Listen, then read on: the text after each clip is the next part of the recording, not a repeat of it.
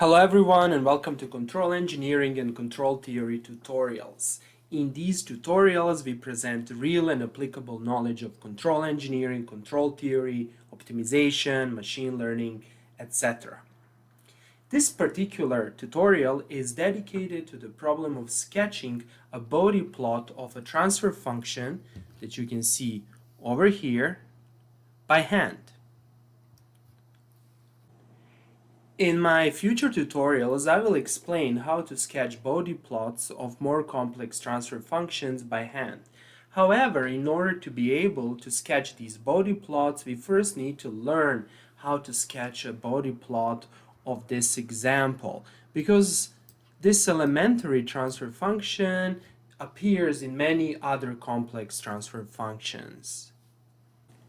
Before I start, I would like to mention that it took me a significant amount of time, energy, and planning to create this video tutorial, as well as other video tutorials that you can find on this YouTube channel. And consequently, I kindly ask you to press the like and subscribe buttons. Thank you very much. Okay, let's start. This is a first-order transfer function, and when you encounter this transfer function, the first step is to write this transfer function in this form. K times 1 over 1 plus S times T, where K and T are constants. Let us write this transfer function in this form. W of S can be written as 15 times 1 over S plus 10. Then we can transform this transfer function and write it as 15 times 1 over 10 multiplying S over 10 plus 1. And this is equal to 1.5 multiplying 1 over S over 10 plus 1. We can immediately see that K is equal to 1.5 and that T is equal to 1 over 10. We transform the original transfer function into this form simply because we can easily sketch the Bode plot of the transfer function in this form. As you will see later on, 1 over t is actually the break or the corner frequency, and this frequency is very important for sketching the Bode plot. And over here we have a constant, and this constant will simply shift the Bode plot of this transfer function up or down on our Bode plot. The second step when deriving the Bode plot is to derive the sinusoidal transfer function. The sinusoidal transfer function is obtained from our original transfer function by setting S to j omega, where j is imaginary unit, that is the square root of -1, and omega is the angular frequency. Let us derive the sinusoidal transfer function. We have W of S equal to j omega is 1.5 over 1 plus j omega over 10. For the purpose of sketching the Bode plot, we will write this transfer function, that is the sinusoidal transfer function, in the polar form. That is, we want to write this transfer function as a magnitude that is only a function of omega and e to the power j phi, where phi is the phase of the sinusoidal transfer function. Again, m is the magnitude and phi is the phase. We have W of j omega is equal to 1.5 stays as it is. And the expression, or better to say, a complex number in the denominator can be written in its polar form. That is, we can write this complex number as square root of 1 plus omega over 10 squared times e j arctan imaginary over real, and the imaginary part is omega over 10. Again, square root of 1 plus in the bracket omega over 10 squared is the magnitude, and this part is the phase of this complex number in the denominator. Next, we can write this whole expression as follows.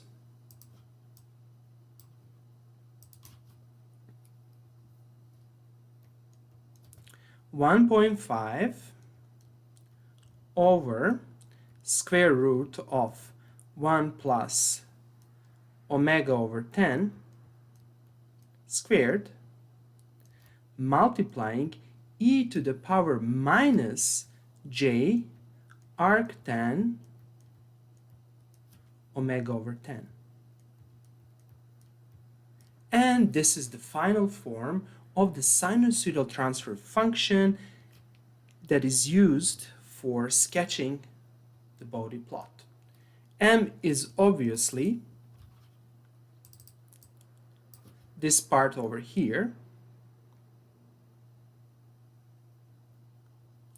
and phase is this part over here, phi and m. The Bode plot consists of two parts. The first part shows the log magnitude as a function of omega, and the second part shows the frequency as a function of omega. Notice that I said log magnitude. So let us define the logarithmic or log magnitude. The log magnitude is usually denoted by L, and it's equal to 20 times logarithm with the base 10 of m of omega. Usually, we write this expression as 20 times logarithm of m of omega, whereas we simply omit the base of 10. Consequently, in the sequel, when I write logarithm of certain number, I mean the logarithm with the base 10 of that number. The log magnitude is usually expressed in decibels, dB. Let us find the log magnitude.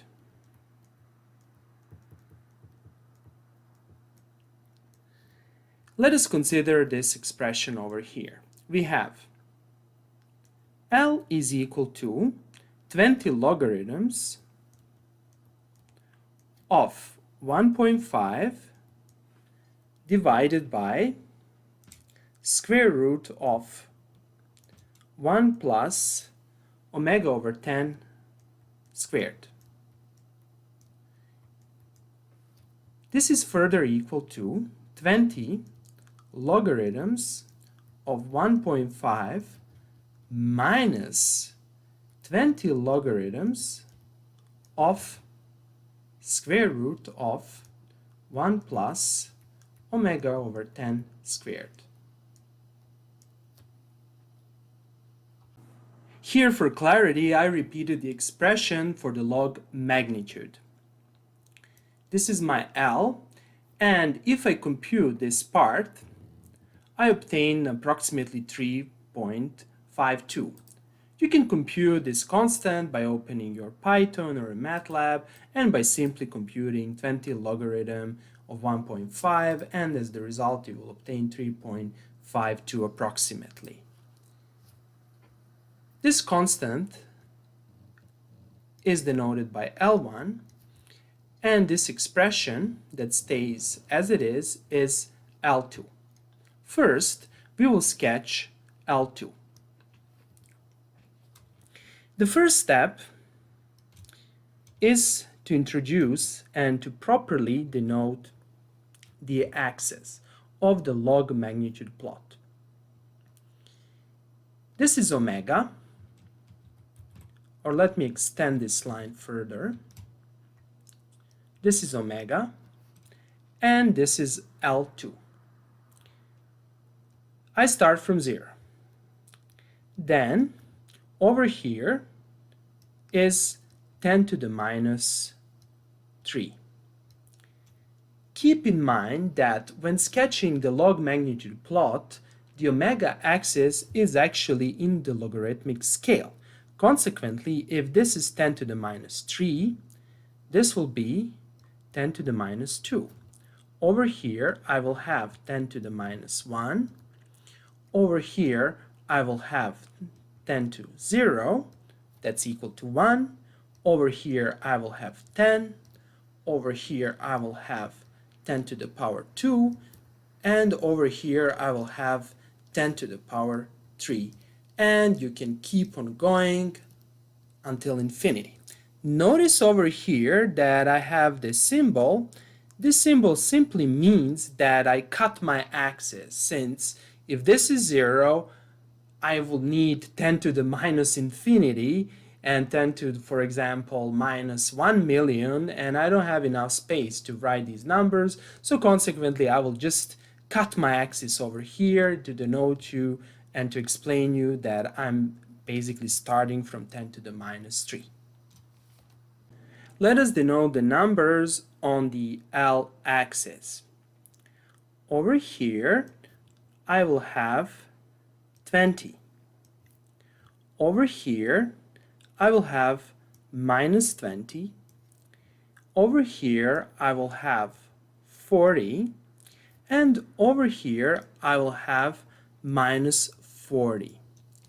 When I write 20, I actually mean 20 dB or 20 decibels.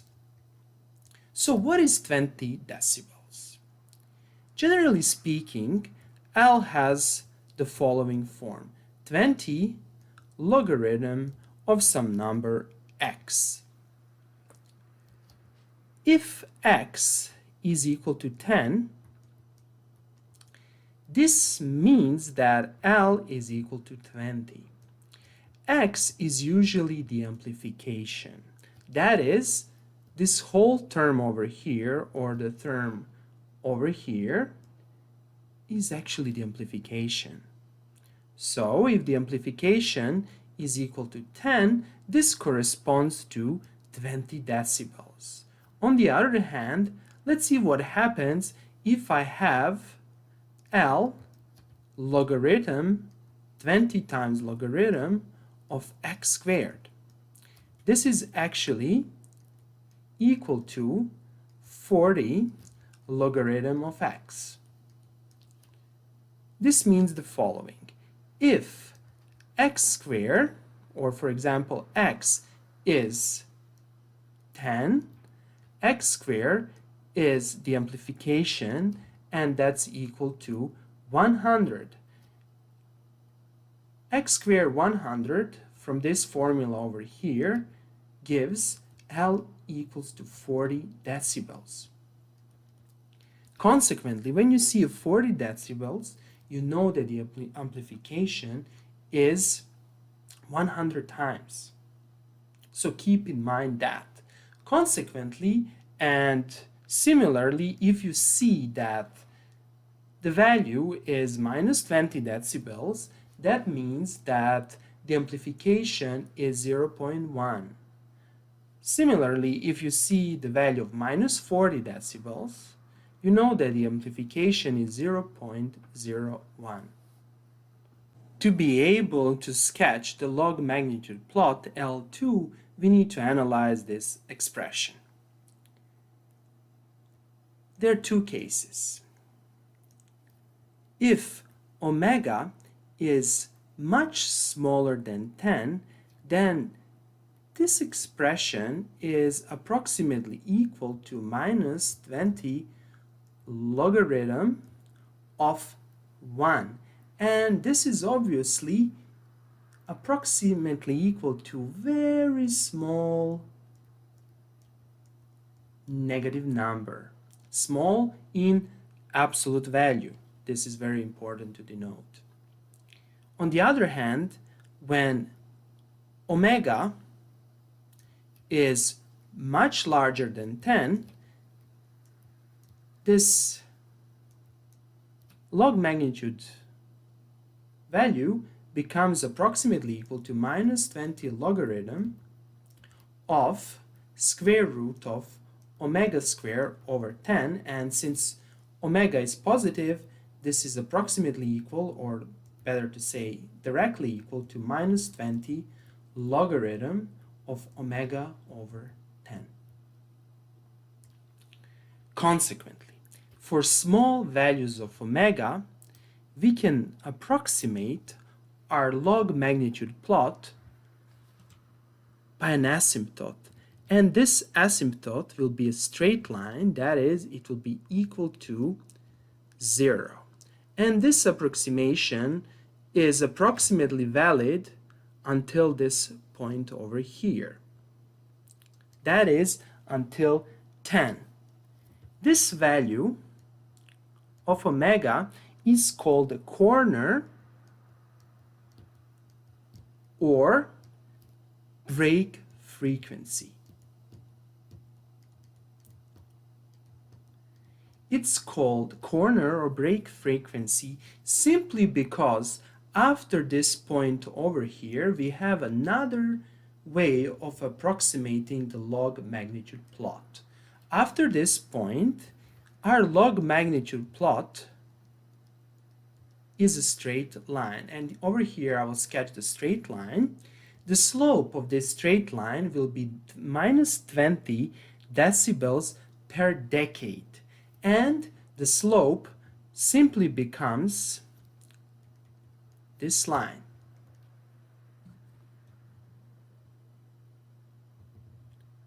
It's a straight line, and over here on this graph I'm having troubles to sketch a straight line. However, keep in mind that this is a straight line with a slope minus 20 dB per decade.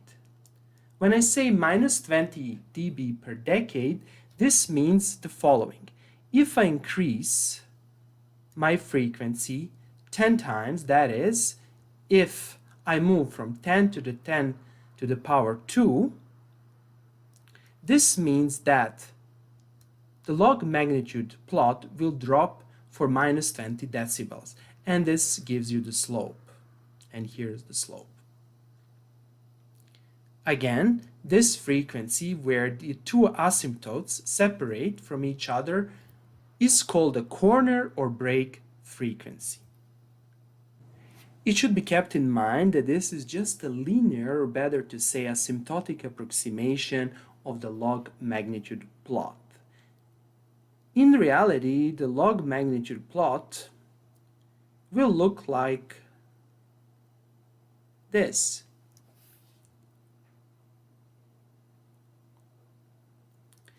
This value over here, that is the distance from this point over here to this point over here, is approximately minus 3.01. I obtained this number by simply computing minus 20 logarithms of 1 plus 10 over 10 squared. And this is equal to minus 20 logarithms of square root of 2, and this is approximately equal to minus 3.1. And this is the error that we are making by approximating the log magnitude plot by its asymptotes.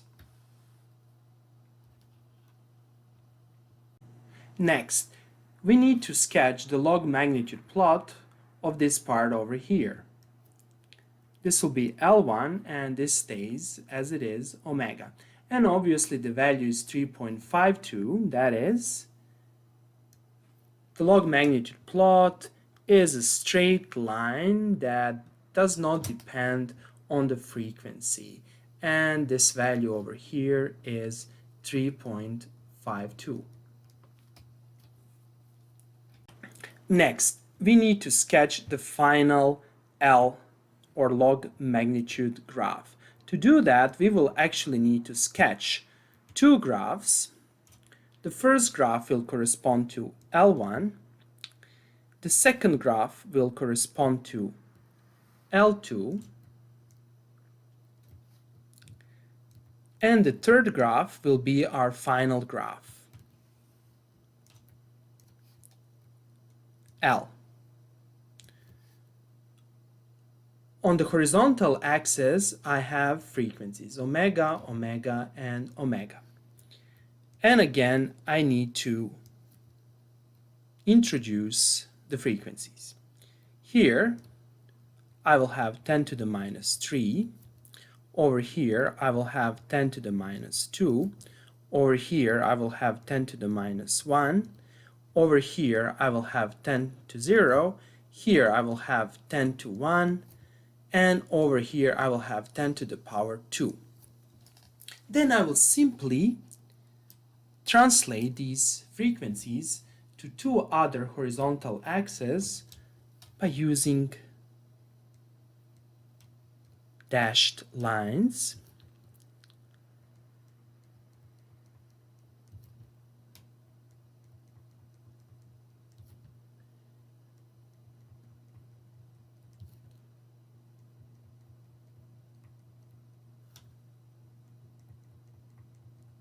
Okay, so far so good. The graph of L1 is a simple horizontal line starting at 3.52. That is, L1 is approximately 3.52. We learned that L2 can be approximated by two asymptotes. The first asymptote is a horizontal asymptote,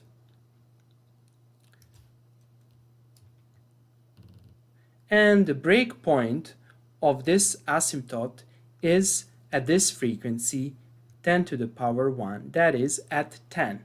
After this break frequency or corner frequency, we have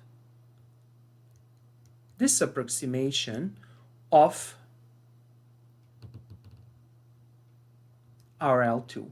And keep in mind that this is a straight line, and it's kind of challenging to sketch this line. However, again, keep in mind that this is a straight line. And the slope of this line is minus 20 dB per decade. The final log magnitude graph is obtained by superimposing these two graphs. L1 will simply shift upwards the graph of L2, and consequently, the final log magnitude can be approximated by a graph that looks like this.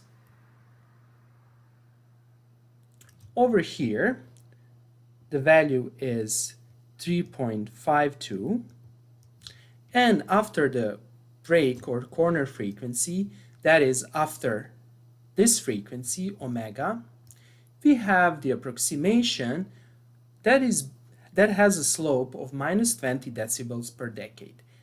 That is, after this point, we need to draw a line that goes down with 20 decibels per decade. So let's do that. I need to draw a parallel line to this line over here, and this line will somehow look like this.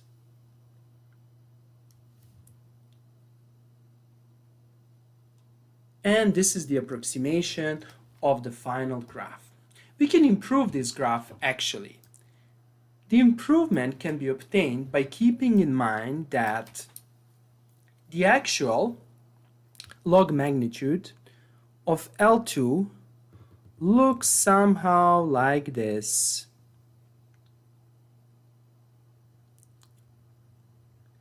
And at this point, we know that the value is minus 3.01. Consequently, the final plot will look like, oops, I made an error over here. I will actually start a line from here. And again, I made an error, so the best thing is to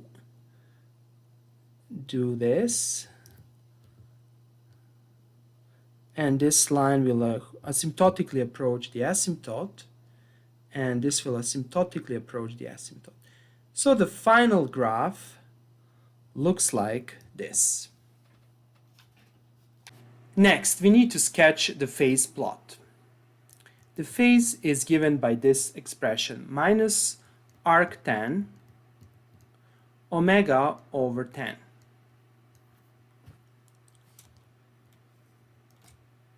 On the vertical axis of our phase plot, we place the values of phase, and the values of phase can be expressed in radians or in degrees. In order to be consistent with the MATLAB way of expressing the phase, I will use degrees in this video. On the horizontal axis, we insert the values of frequency in the logarithmic scale. Consequently, this is 0 frequency. This frequency over here is 10 to the minus 3. This frequency over here is 10 to the minus 2, 10 to the minus 1, 10 to the power 0, 10 to the power 1, 10 to the power 2, and then I have infinity over here. Let us compute the value of our phase at the frequency omega is equal to 0. When omega is equal to 0, obviously our frequency is equal to 0. On the other hand, what happens when omega approaches infinity? When omega approaches infinity, we can see that our frequency approaches minus 90 degrees. Okay, so these are 2 points. We start from 0 and we asymptotically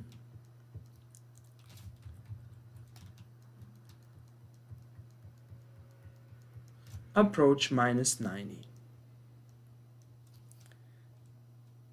Obviously, the phase will be negative. This is because of this negative sign over here.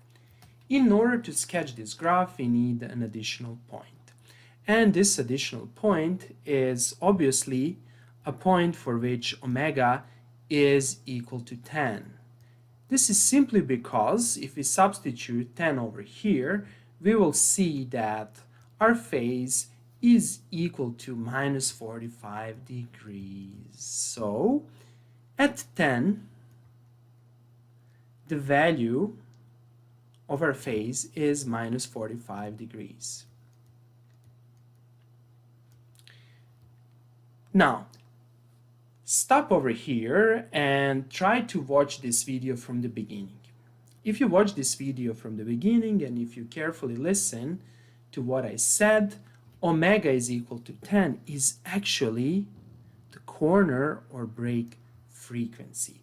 That is, at the corner of or break frequency, our phase will be minus 45 degrees. And consequently, our graph, our phase graph, will look like this.